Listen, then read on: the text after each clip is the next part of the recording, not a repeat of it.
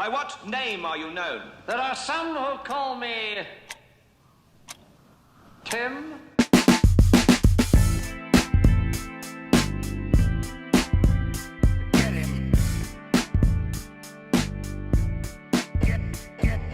This is Brian Colburn, host of My Weekly Mixtape, a podcast that takes the classic mixtape approach to building a modern playlist. And you are listening to 20 Tim Minutes. Hey, what's going on? You're tuning into another episode of 20 Tim Minutes. I am your host, Tim McCarthy. This is a podcast that focuses on mental health through humor, insight, and personal stories. That introduction was by my man, Brian Colburn, with My Weekly Mixtape podcast. My man. He was in the Playlist Wars podcast. They're taking a little break, but he's got his own thing going on, and I am very fortunate that I'm going to be going on that podcast. I'm not going to say what mixtape we're going to be making, but it's going to be a banger. Just think about running through a brick wall. Think of a song and think about running through a brick wall. What comes to mind? Okay? That's all I'm saying. He's got a great dispatch. He's got a great podcasting voice. You know what I mean? I feel like I don't. I feel like my Boston accent makes me sound ridiculous at times, but he's got a smooth, like David Allen Boucher voice. I'm not sure if that guy's universal, David Allen Boucher, but he's got a great voice.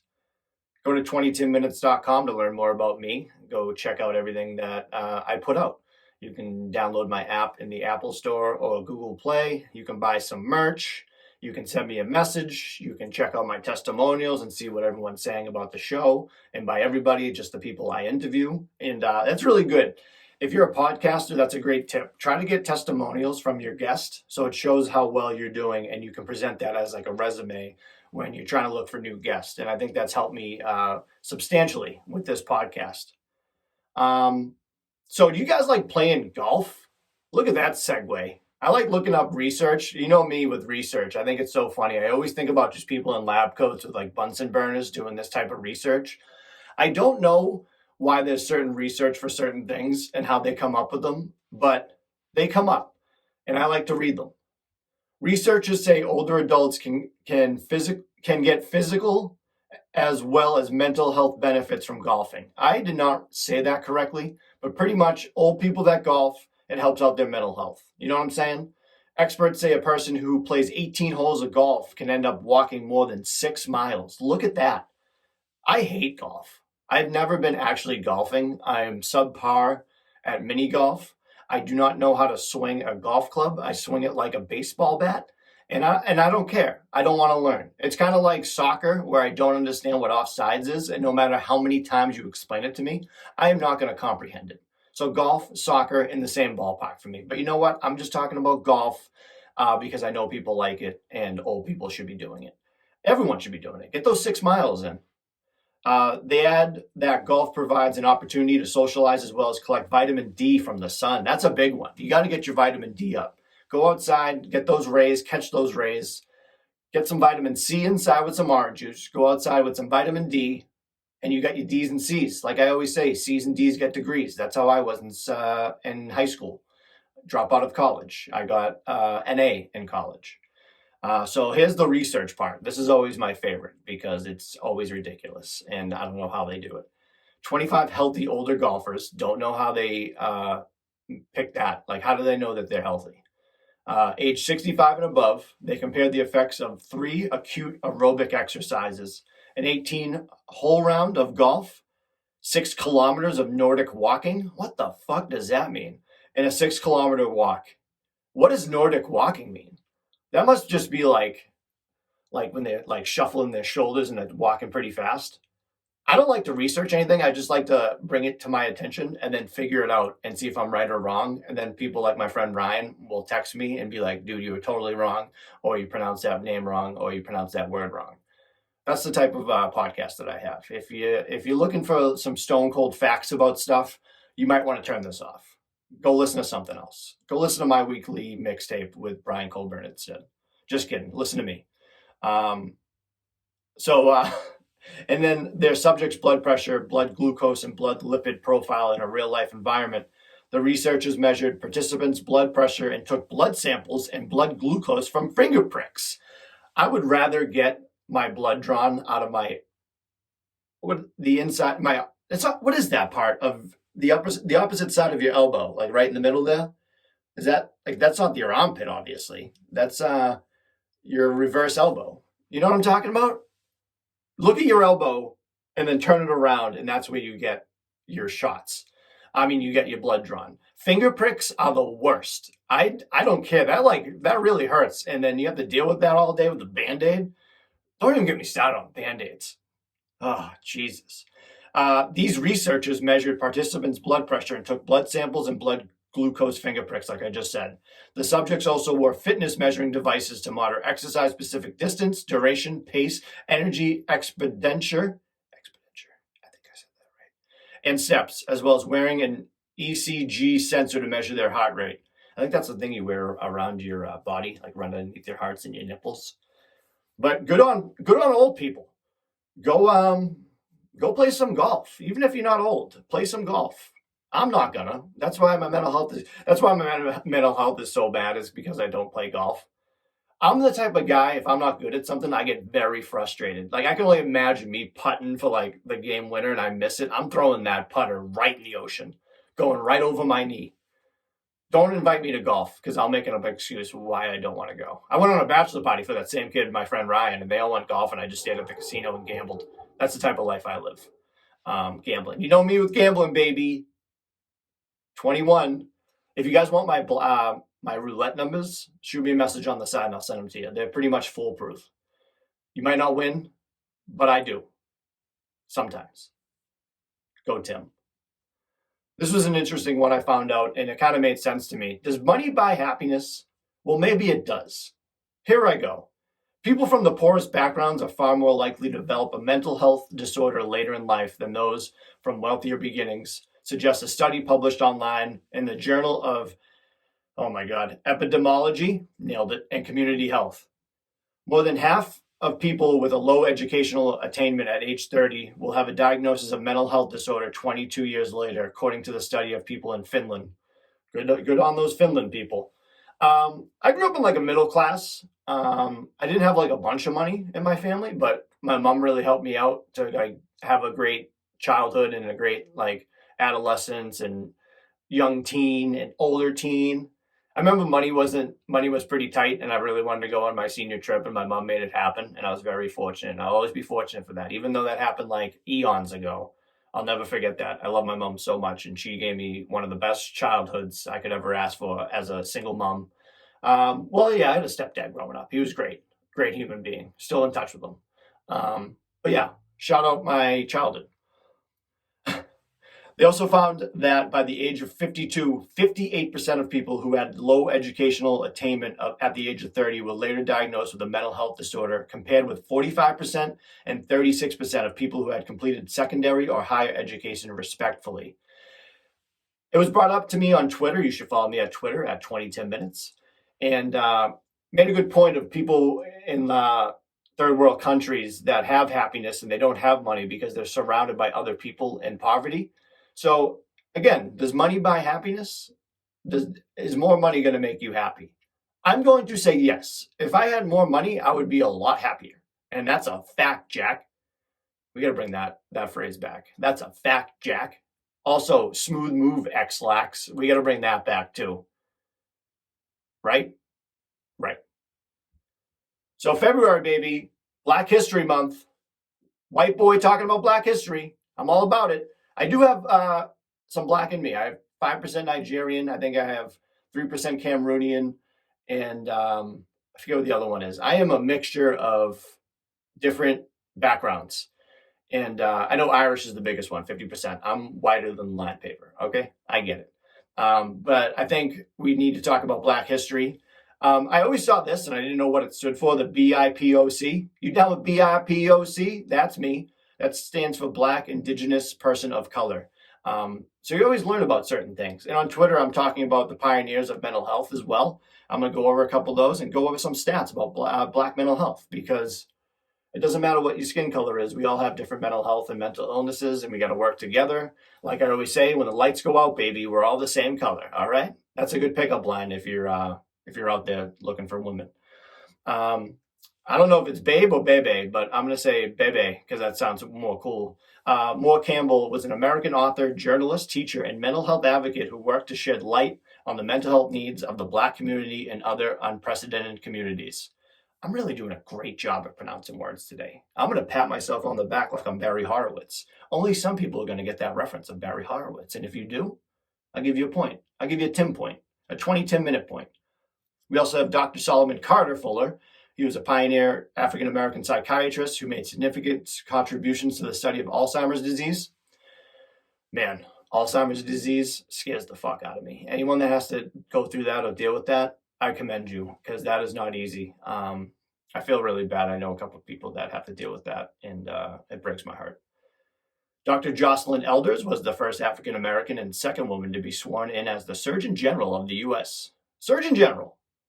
During her tenure as Surgeon General, she was advocated for universal health care, comprehensive health education, and sex education in school. I never had sex education in school. I don't remember it. I think when I changed high schools, I missed that class. And then, did people, at sex ed, watch a birth? I feel like that was a thing where people went to sex ed class and they watched a birth on TV. Did anyone else do that? Because I didn't. I think that's kind of weird. I think that's something that you have to witness not one time, but firsthand when you're having a baby, like a father or mother that sees their significant other have a baby. I feel like you have to see that first thing. You can't be prepared for that. You can't watch it beforehand. You got to go in and just see that. I'm not having kids, so I'm never going to see it. And I never saw it in high school, so I'm going to keep that level. I'm not going to see it. I'm a weird dude. I bring up weird things all the time, and I don't know why. That's the weirdest thing I probably talked about is births. And then there's Mamie Phipps Clark, which is that first name I'm going to go over in a second because I think that's a stereotype. And I think so, it is. But she's not, that's her real name. She was the first African-American woman to earn a doctorate degree in psychology from Columbia University. Pretty good. Ever heard of that? Her groundbreaking research on the impact of race and child development helped end segregation. Woo-wee! That's a good one right there. So I always heard that, like the fucking Jim Crow era of the racism. You know what that is when blackface and just white people being ignorant and pieces of shit. So a mammy is a U.S. historical stereotype depicting black women who work in a white family and nurse the family's children. So yeah, it's a pretty stereotype. Stereotypes are like racism light, where it's not really cool. But I like white people stereotypes. They're funny. I like when people make fun of white people. I think that's the best because we deserve it. We're pretty whack. All right, so let's go over some stats here as my mouth gets dry from my new medication, which I hopefully can go over in 20 minutes or so. So these stats are very interesting to me. So we have 16%, which is 4.8 million of Black and African American people reported having a mental illness, and 22.4 of those, which is 1.1 million people, reported a serious mental illness. Serious mental illness, which is SMI, you know my love for acronyms, SME, I'm going to call that SME, rose among all ages of Black and African American between 2008 and 2018. You got to think too, it's the number of people that are born and grow up and develop their brain. It makes sense that those numbers go up. So despite rates being less than overall U.S. population, major depressive episodes include from 9% to 10.3 in Black and African American youth ages 12 to 17, 6.1 to 9.4 in young adults 18 to 25, and 5.7 to 6.3 in the 26 to 49 age range between 2015 and 18. Suicidal thoughts, plans, and attempts are also rising among Black and African American young adults, which is awful. Binge drinking, smoking, cigarettes and marijuanas, illicit drug use, and prescription pain reliever misuse are more frequent among Black and African American adults with mental illnesses. Black adults in the U.S. are more likely than white adults to report persistent symptoms of emotional distress, such as sadness and feeling like everything is an effort. Black adults living below the poverty line are more likely to report serious psychological distress than those more financially secure, which goes back to my original point, does money buy happiness? And personally, I think it does. Only 1 in 3 Black adults with mental illnesses receive treatment, according to the American Psychiatric Association.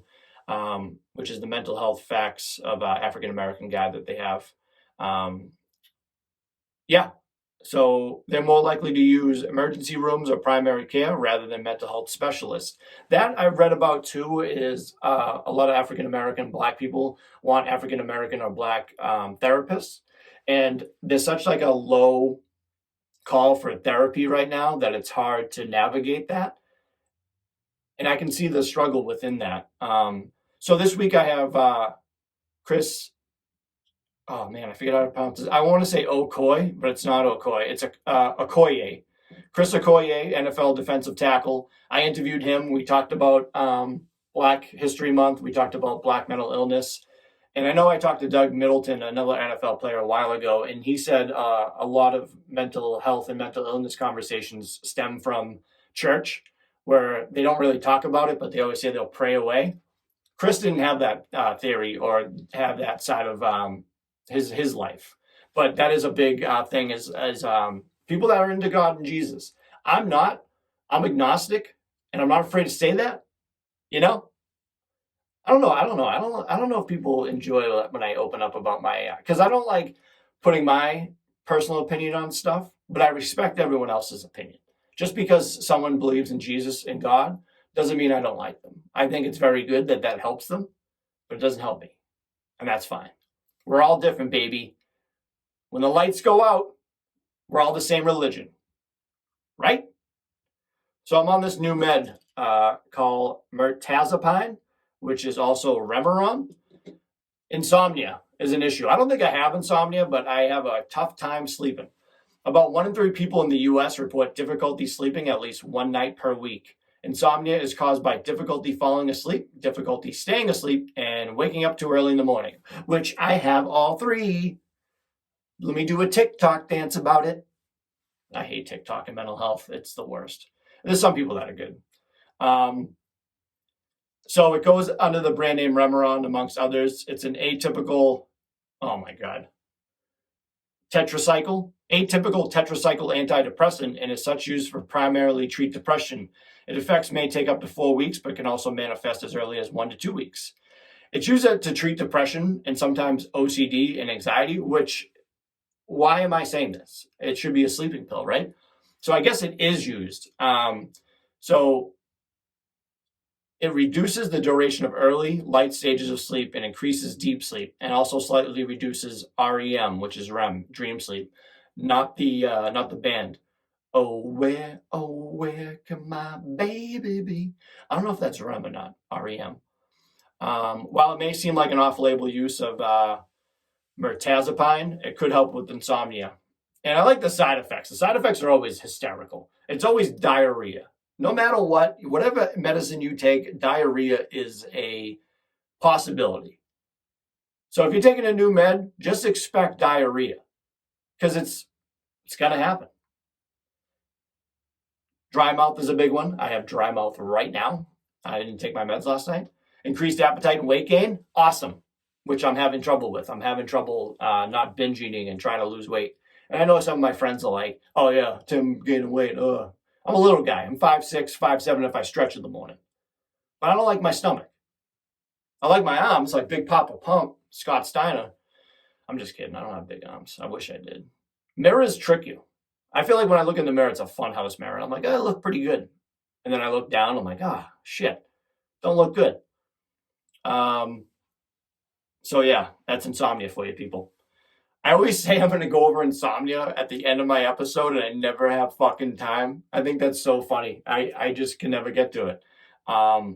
So yeah, there's severe pain in your stomach or back and nausea. These can be signs of inflammation or pancreatitis. You have constant headaches, long-lasting confusion or weakness, or frequent muscle cramps. These can be signs of low sodium levels in your blood. The whites in your eyes turn yellow, or skin turns yellow, although this may be less obvious for someone brown or black skin. This can be a sign of a liver problem. You get a high temperature, sore throat, and mouth ulcers. These are signs of infection that could be due to the problem with your blood cells. That's super interesting. That goes hand in hand with insomnia. Approximately 50% of insomnia cases are related to depression, anxiety, or psychological stress. Awesome. Often the qualities of a person's insomnia and their other symptoms can be helpful in determining the role of mental illness in a person's inability to sleep. That's good. Early morning wokefulness. I'm woke. You wake up in the morning and you just woke? You woke, baby? Early morning wokeness can be a sign of depression, dealing along with low energy, inability to concentrate, which is me, sadness, which is me, and a change in appetite or weight, which is me. On the other hand, a sudden dramatic decrease in sleep, which is accompanied by increase in energy, or the lack of need of sleep may be a sign of mania. That's me. People with insomnia are twice as likely to develop depression as people who don't have sleep disorders. Disturbances in sleep patterns are present in as many as 80% of people with schizophrenia. You can go back and listen to Michelle Hammer's interview, who has schizophrenia. Very interesting. She's very open about it. She even records herself when she's having schizophrenia episodes. Like, she has one of those, like a Ring doorbell type of camera, you know what I mean? That just has it in her house, and she like shows that footage. Very interesting. And I can only imagine how terrifying that can be. Then you can have relaxing techniques, deep breathing, progressive muscle relaxation, and mindfulness can help people become aware of their body and decrease anxiety. Medication. Many psychiatrists' drugs are used to promote sleep, and people with insomnia, one should be careful regarding the risk of becoming oversedated by using other drugs and alcohol when taking some of these medications. Doctors don't generally recommend staying on medication for more than a few weeks, but there are a few medications that have been approved for long-term use. Herbal remedies. Melatonin and valerian root, and 2 herbal remedies that are available at many pharmacies and other locations. The effectiveness of these treatments has not been proven for most people, and neither treatment has been approved by the FDA. That is interesting. Melatonin, not approved from the FDA, and people take it. Sleep restriction. This is a form of therapy that increases sleep efficiency by decreasing the amount of time that a person spends in bed awake. The involvements very strict rules regarding the amount of time that a person can lay in the bed at night, which generally increase over time, which, like, people on their phone, I know that's not good either. I can stop being on my phone and regardless, but my friend Jay, he pointed out a great thing. When people say irregardless, that isn't a real word. It's regardless. So if you say, or if someone says irregardless, fix that. Cognitive behavioral therapy also works, CBT. This therapy can help you control and eliminate negative thoughts and worries that keep you awake. Light therapy, which I have a light, I bring it to work now, also known as phototherapy. This can be specifically helpful in people with a condition called delayed sleep phase syndrome. And exercise is also pretty helpful when it comes to draining your energy and wanting to go to sleep. Like when I go to jiu-jitsu, I'm so effing tired when I get out that I go home and I'm just... That's me. Thank you, everybody, for tuning in to another episode of 20 Minutes. I have been your host, Tim McCarthy. This is episode 109. And I forgot to do this. 3 things I'm grateful for. Number 1, this new medication that's going to help me sleep. I just put up my personal information on the YouTube video. Second, I am thankful for my animals. I got my cats shaved recently, and they have been a delight. And then my dogs, always perfect, especially Fanny, my blind little pit. And thirdly, I am thankful. Let's see here. What am I thankful for today? I'm thankful for water, because dry mouth is a son of a gun, and water helps that. Get your fluids up, people. Drink your water. Drink a gallon a day. That's the Tim challenge of the day. Drink a gallon. I'm not gonna, but you do it. I love you guys so much. I thank you, and have a good one. And we're clear.